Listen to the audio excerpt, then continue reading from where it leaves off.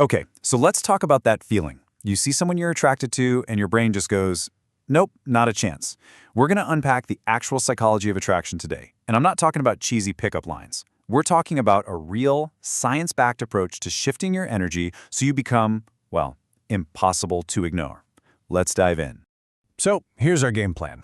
First, we're going to look at the biggest mental block most people have. Then, we'll get into building your inner foundation. That's the real stuff. After that, it's all about the subtle signals you send, creating amazing experiences, the surprising power of holding back a little, and finally tying it all together to become genuinely magnetic.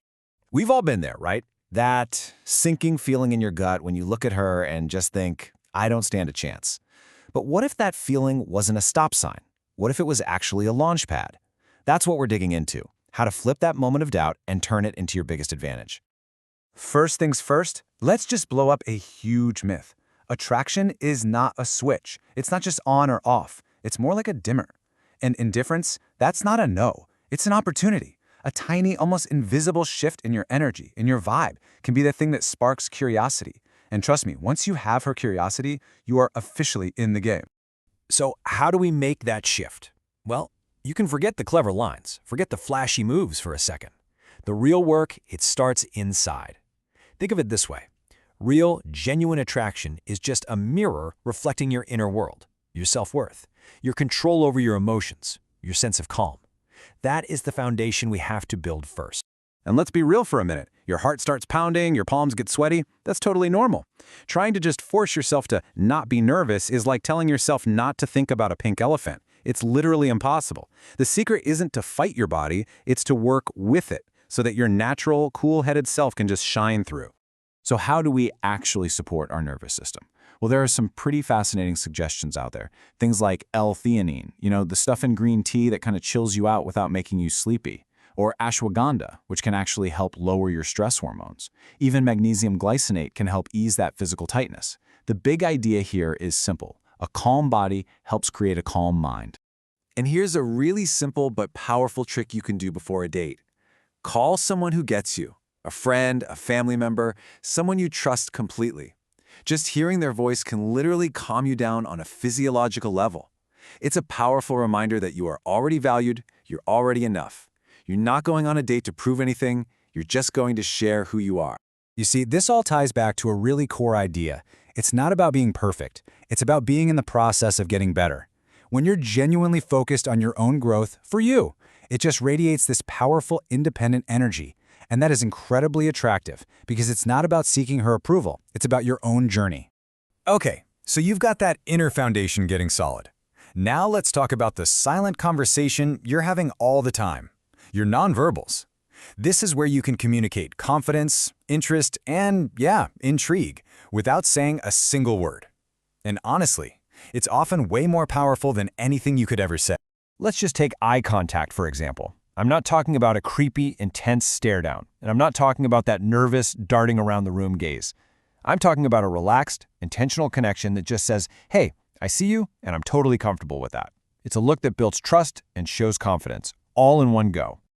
And hey, you want to take your eye contact to the next level? Here's a fascinating little tip from the research. Try gently focusing on her left eye. I know, it sounds a little crazy, but this can actually help trigger the release of oxytocin, the bonding hormone. It's a super subtle way to build a subconscious connection and just make her feel more at ease around you. Now, let's talk about the most powerful sense we have when it comes to memory, smell.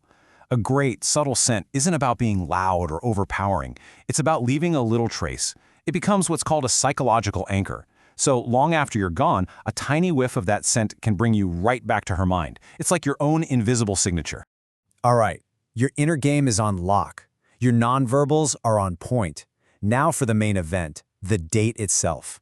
We need to ditch the boring coffee interview and learn how to create experiences that actually spark emotion. Because at the end of the day, that's what attraction is. It's an emotion. This brings us to a super interesting psychological trick called misattribution of arousal. Okay, it's a fancy term, but the idea is simple. When your heart is racing from an exciting activity, your brain can get a little confused and think it's racing because of the person you're with. All of a sudden, that adrenaline rush starts to feel a lot like attraction. So, my challenge to you is this. Think beyond just dinner and a movie. What about an escape room? Axe throwing? a live show with great music, anything that gets your blood pumping a little bit and creates a shared adventure. These are the kinds of dates that build real memories and, yeah, real connections. And hey, while you're on these awesome dates, please remember this. She's not just watching how you treat her. She's watching how you treat everyone else. The waiter test is 100% real. How you talk to service staff, how you interact with people around you, it reveals everything about your character. Kindness and respect, they're non-negotiable. And they're incredibly attractive.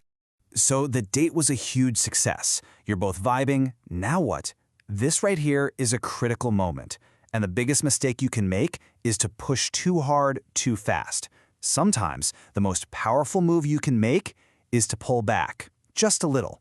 It's time to learn the art of restraint. Ah, yes, the age-old question. Do you go in for the kiss? It feels like this giant make-or-break moment of the whole date, right? But what if the playbook we've all been given is just wrong? What if trying to force that moment actually kills all the amazing tension you've just spent hours building? Just think about it for a second. When you don't rush to the finish line, you give her space to wonder about you.